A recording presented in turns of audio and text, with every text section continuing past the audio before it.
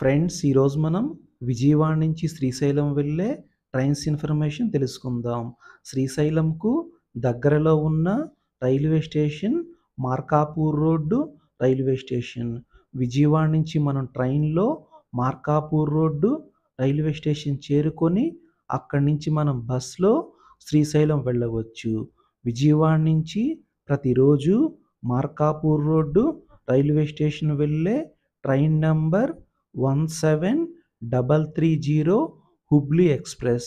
ఈ ట్రైన్ ప్రతిరోజు విజయవాడ రైల్వే స్టేషన్లో మధ్యాహ్నం 1:45 బయలుదేరి మార్కాపూర్ రోడ్డు రైల్వే స్టేషన్ వెళ్ళేసరికి సాయంత్రం 5 అవుతుంది. విజయవాడ నుంచి Markapur road railway station distance 175 కిలోమీటర్లు. అలాగే మార్కాపూర్ రోడ్డు రైల్వే స్టేషన్ నుంచి శ్రీశైలం డిస్టెన్స్ 85 కిలోమీటర్లు. శ్రీశైలం వెళ్ళటానికి మనకి మార్కాపూర్ రోడ్డు రైల్వే స్టేషన్ నుంచి బస్ ఫెసిలిటీ ఉన్నది.